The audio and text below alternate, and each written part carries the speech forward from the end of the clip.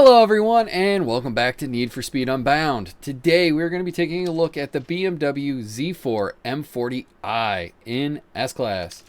So for the only thing we're going to do is we're going to leave the stock engine in there. The 3.0 liter inline 6 engine is just going to stay. So for the parts, we are looking at super induction, elite ECU, sport fuel system, elite exhaust, elite screw supercharger, the sport nitrous with the elite road suspension, the sport brakes, the elite grip tires, the elite clutch, the pro 6-speed gearbox with the elite differential and super nitrous grip and drift. For the handling, we are at 80% grip, steering sensitivity is all the way up, downforce is 2 to the right, and drift entry is set to brake tap with traction control off. This will give us a nice top speed of 204 miles per hour with a pretty good 0 to 60 of 2.8 and a quarter mile of 10.4. And we're also going to get over 600 max torque and horsepower both.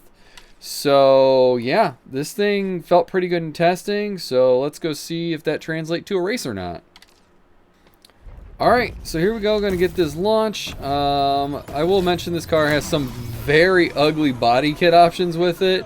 Some of them I thought were kind of cool, some I thought were pretty hideous. But here we are with it.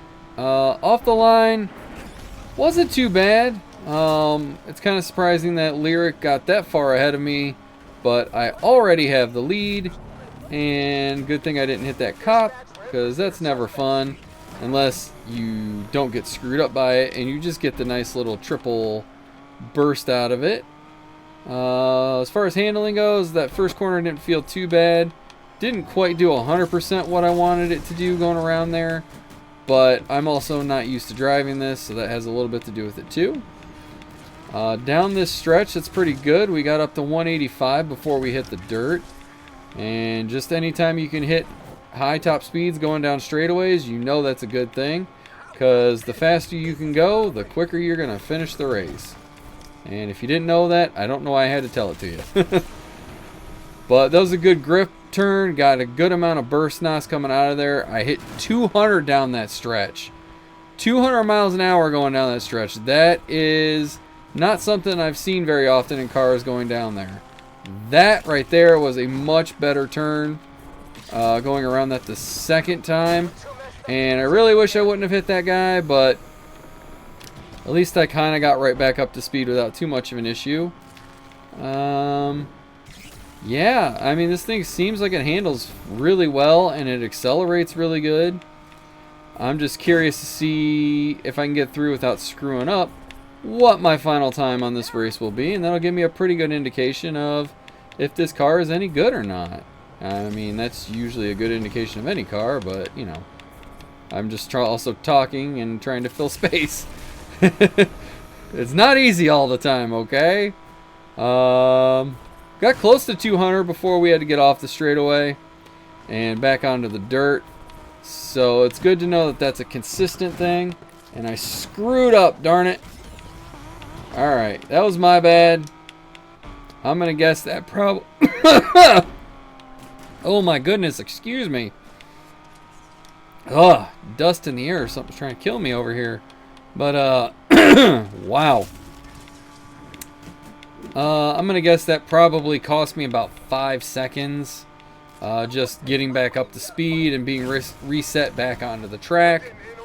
But I'm not going to restart the race because there's no guarantee that I wouldn't screw up again or get screwed up or whatever. So we're just going to go and we're going to finish this out and we're going to hope for the best. There we go. I was hoping it would give me the burst NOS. It didn't look like it wanted to, but thankfully it did.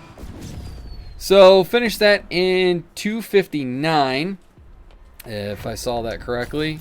Yeah, 2:59. Take 5 seconds out for the screw up. That's 2:54, and I'm right there at the best time I have ever done on this track. So yeah, so far I'm pretty impressed with this little BMW. I'm gonna go hop over to one more race with it. That's a little bit different, and we'll see what kind of time I can put down there. Alright, so here we go on the endurance race. I'm going to get the launch. That one was kind of jumping around in the launch box. It wasn't the easiest to hold in place, but, you know, like, it's also due to, you know, the amount of pressure you're putting on the button, too. Get out of my way. I'm mad because you made me lose speed, and I ran right into your butt. So get out of here. Let's see if I can get around this corner the way I want. Yeah, that was pretty close. It started to drift a little bit more than I wanted, but really it got around pretty close to the way I would want it to. So now it is just a matter of not running into any... What the heck was that? Ah.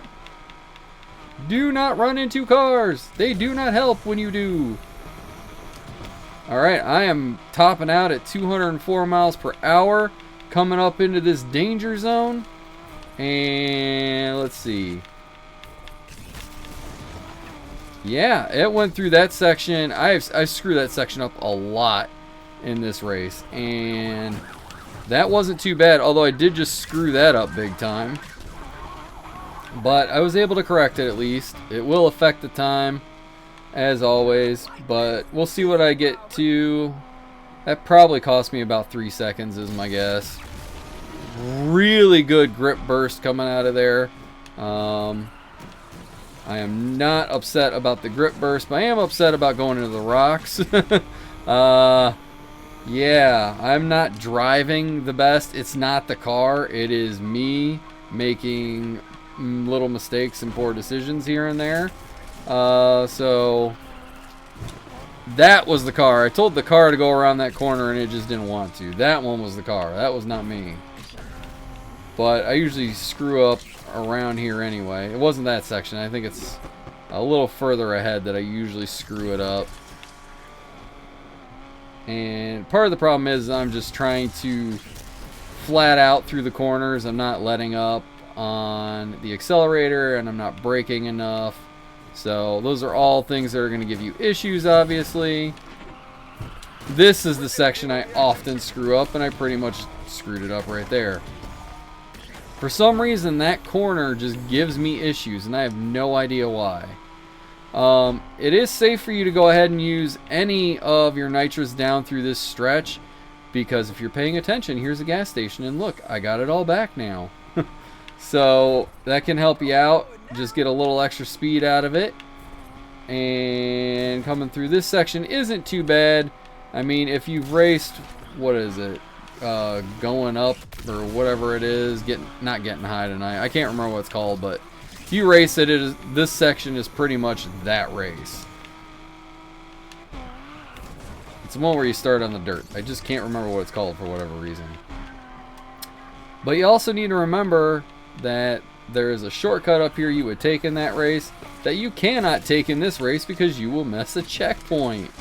I have done that often in this race until I got used to this race, and then I was like, oh yeah, I need to, you know, not skip this checkpoint. Alright, and we're actually coming up to that section right here. So usually you can just go across that little piece of dirt right there and be on your way, but you will miss that checkpoint right there if you do it. That is in the other race, obviously, not in this race. That was a pretty good drift coming around that corner. Not upset about that one. This one does, at the higher speeds, it seems to respond better if you use... Whoa, let me not hit that. If you use the brake tap and the handbrake to drift the corner at the high speeds, it'll do better. At lower speeds, you're fine just using the brake tap, and it'll do just fine, and you shouldn't have any issues. That should give me, yep, sure did. I figured it would, and it did.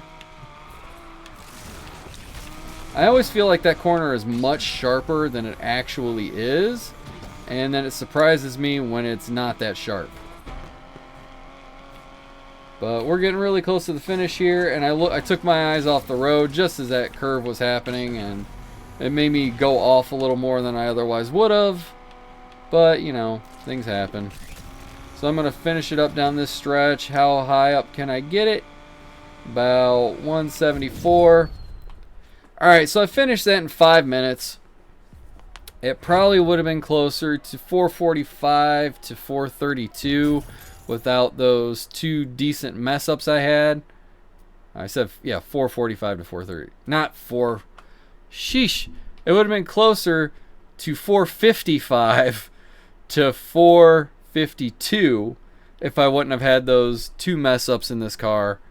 I'm really impressed by this thing. I've been avoiding it for a while because I just don't care for the car in real life. Although it does look a lot better after I modded out the body on it on this one. I didn't care for the car in other racing games either, so that was another reason I was avoiding it. I am glad I tested this.